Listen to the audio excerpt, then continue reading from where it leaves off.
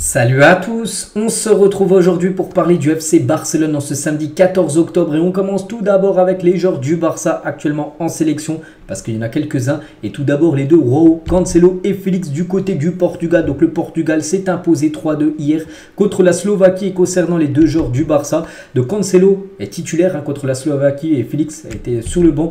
Donc Cancelo a joué tout le match entier, les 90 minutes de jeu et Félix a joué les 25 dernières minutes de la partie. Donc voilà, une victoire 3-2 et surtout grâce à cette victoire et c'est officiel, le Portugal a son billet pour jouer tout simplement l'Euro l'année prochaine en Allemagne. Donc on les félicite bien sûr, la sélection portugaise. On félicite aussi l'équipe de France, bon sans Jules Koundé parce que Koundé était blessé, mais Koundé aurait dû être bien sûr dans le groupe de la France. Il avait été appelé par Deschamps, mais vu qu'il est blessé 5 semaines, donc il a dû annoncer son forfait. Donc la France s'est imposée hier 2-1 contre les Pays-Bas de Jong qui était également blessé. Et du coup, la France se qualifie également pour l'Euro 2024. Donc félicitations à la France et le Portugal pour leur billet pour jouer l'Euro. Concernant l'Allemagne, bon, ils ont déjà le billet parce que l'Allemagne, pays organisateur. Donc l'Allemagne, il y a une photo de Gundogan, bien sûr, le milieu allemand du côté des États-Unis, parce que l'Allemagne, la nuit prochaine, elle va jouer contre les États-Unis. Ça sera un match amical, puis après, ça sera le Mexique au programme pour les Allemands. On va parler de Gavi, tiens, avec ses grands-parents, c'est à la fin du match, il y a quelques jours, tiens, contre l'équipe écossaise. Donc Gavi, les gars, est apte, il sera bien dans le groupe lors de la sélection espagnole du prochain match, qui sera du côté de la Norvège dans quelques jours.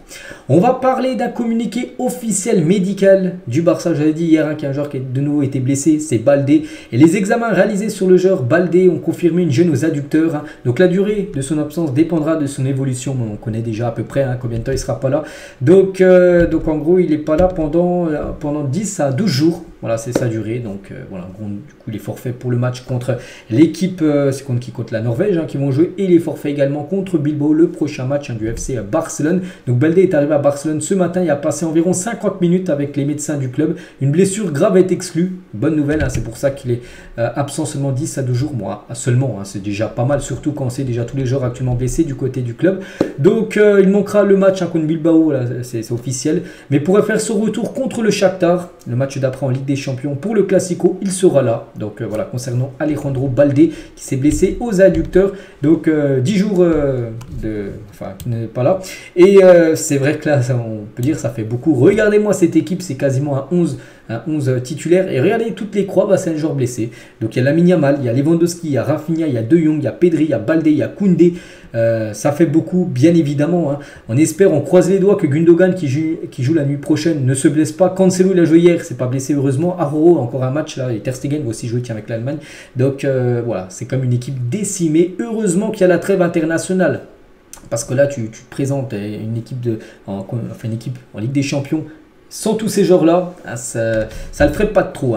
Mais bon, le Barça est quand même sur la bonne voie parce qu'il y en a pas mal qui sont proche de revenir, les gars, comme Pedri, Pedri qui est dans la dernière ligne droite de sa convalescence. Lui, il est blessé en plus depuis pas mal de temps. Je crois que c'est le joueur qui est blessé depuis plus longtemps, là, sur tous les joueurs blessés. Donc des tests ont montré que sa blessure est guérie à 100%. Ça, c'est la très bonne nouvelle, bien sûr, c'est que Pedri, normalement, le prochain match, il devrait être apte. Concernant Lewandowski, également blessé, il n'a pas pu jouer, la trêve là, avec la Pologne.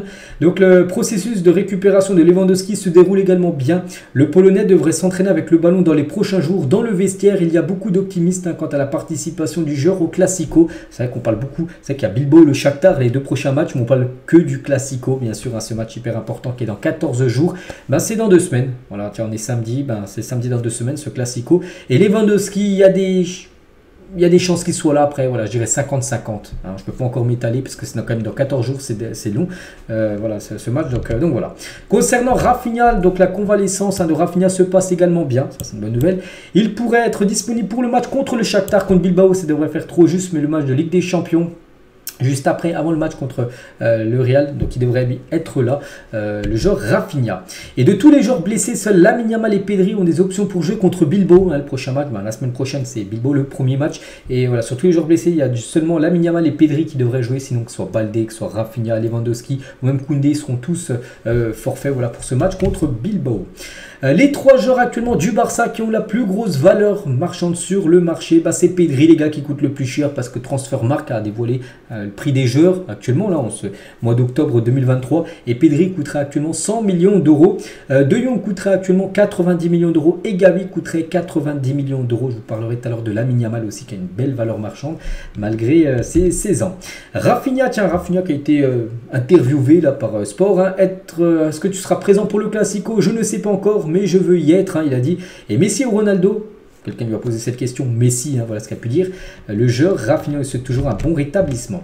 Cancelo a été inclus dans l'équipe de la saison de Woscoret jusqu'à présent des 5 meilleurs championnats européens, donc depuis la première journée jusqu'à au mois d'octobre. Donc en gros les meilleurs joueurs des 5 gros championnats en Europe, il y a un joueur du Barça, Cancelo, au poste de défenseur droit, donc félicitations à lui. On va parler de Rafa Marquez qui est le coach des jeunes, hein.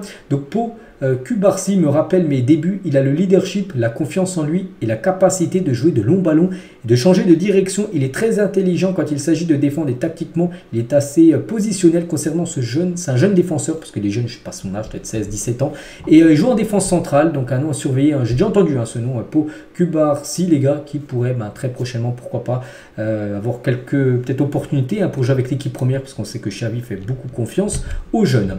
Et toujours avec Rafa Marquez, ancien joueur Rafa Marquez, bien évidemment du Barça, maintenant entraîneur de l'équipe, je ne sais plus s'il est réserve ou juvénile, donc je crois qu'il a eu 19. Donc Lamine Yamal fait partie du groupe des joueurs naturellement doués qui sont capables de faire la différence quel que soit leur âge. Il y a eu Ronaldinho et Messi et le prochain pour être Lamine Yamal. Donc voilà, Rafa Marquez compare Lamine Yamal au début de Messi ou même Ronaldinho. Donc ça sera peut-être une très belle carrière bien sûr pour le jeune Lamine Yamal.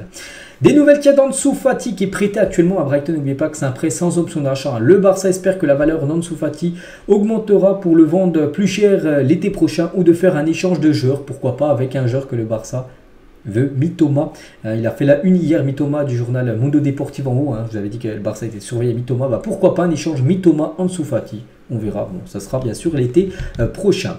Frenkie de Jong avec Pata. Donc Pata, c'est la nouvelle collaboration du Barça avec cette marque. Voilà, ce maillot est disponible. Si vous l'aimez, vous pouvez le retrouver sur la boutique officielle du club. Si on revient sur Lamine Yamal, tout à l'heure on parlait des valeurs marchandes. Donc Lamine Yamal, sa valeur marchande, les gars, est passée de 25 à 50 millions d'euros en moins de 2 mois. Il coûte actuellement 50 millions d'euros à 16 ans. C'est exceptionnel quand même.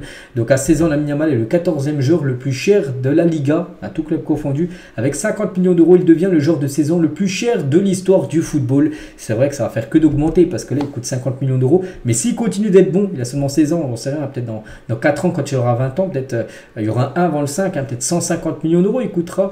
Donc voilà, bien sûr la valeur va être énorme pour Lamine Yamal. Après le Barça, niveau argent, enfin il pourrait le vendre et récupérer une grosse somme d'argent, mais c'est pas du tout prévu. Ce qui est prévu, c'est de le garder bien sûr le plus longtemps possible. Et ça fait la une du journal Sport aujourd'hui, le joyau Lamine par rapport à son prix. Je dis tiens, on peut voir 50 millions à seulement 16 ans. Voilà, ça fait la une journal Sport aujourd'hui, la une journal Mundo Deportivo aujourd'hui, vu que je monte tous les jours les deux une. De coopération future, on peut voir deux latérales. Regardez, côté de Xavi, là, qui fait comme ça, il y a deux latérales, un pivot et un intérieur. Parce que c'est ce que veut tout simplement, d'après Mundo Deportivo, les objectifs de transfert du Barça pour l'été prochain. Un arrière droit, un arrière gauche, un pivot et un milieu de terrain central. Pas d'attaquant, vu qu'il y a déjà Victor Roque qui a signé au club, qui arrivera. Donc voilà, concernant ce qu'a fixé le Barça, concernant les prochains, enfin, surtout le mercato estival. Et concernant l'arrière droit, on sait qu'il y a Cancelo, et n'oubliez pas qu'il appartient pas au Barça, il a été prêté par City. Le Barça espère signer définitivement Cancelo l'été prochain et est déjà à la recherche d'un autre arrière droit pour le concurrencer de temps en temps, pour le faire souffler. Bien sûr, imaginez il se blesse, imaginez, je sais pas, il est suspendu ou de temps en temps il doit souffler, il peut pas enchaîner tous les 3 jours un match. C'est pour ça que le Barça doit chercher une doublure tout simplement à Cancelo et aussi signer définitivement Cancelo, c'est aussi l'objectif. Le Barça est en train de terminer les négociations pour disputer un match amical aux États-Unis contre une équipe mexicaine à la fin du mois de décembre prochain. Là, dans moins de 2 mois, il devra y avoir un match amical qui devrait être organisé. Les besoins économiques du club obligent tous les efforts à générer des revenus. Les négociations durent depuis plusieurs jours pour trouver un adversaire et il devrait trouver là très prochainement un match aux États-Unis. Donc souvenez-vous, il y a déjà eu un match en fin de saison dernière contre Vissel Kobe, cette équipe japonaise de Andrés Iniesta. Le Barça a récupéré quasiment 4 millions d'euros en seulement disputé un match. Il y avait aussi un match contre les meilleurs joueurs de la ligue australienne. C'était aussi en fin de saison il y a l'année dernière, il y a un an. Donc c'est pour ça qu'un autre match amical pourrait être organisé. C'est surtout pour faire rentrer de l'argent. Voilà, c'est surtout économiquement bien sûr. Hein, sinon le Barça, ça n'a rien de jouer un match amical. Surtout qu'il y a quasiment des matchs tous les 3 à 4 jours. Et on finit bien sûr cet épisode aujourd'hui avec le Camp Nou. Hein, je vous le montre, hein, bien sûr l'avancée des travaux. Hein, quasiment toutes les semaines, je vous montre 2-3 fois voilà, les photos. Donc en bas c'est le stade actuel, comment il est. Le stade en haut, c'est le stade avant. Hein. Vous avez vu, il n'y a plus de 3e étage. Hein. Tout le 3e étage a été démoli. Et n'oubliez pas qu'il est rénové pour être prêt normalement en 2026, dans 3 ans. Il sera flambant neuf, il sera magnifique. On finit avec ça. J'espère que ça vous a plu. On se retrouve demain dimanche pour le prochain numéro du Barça. Et voilà, moi je vous souhaite un bon samedi et à demain.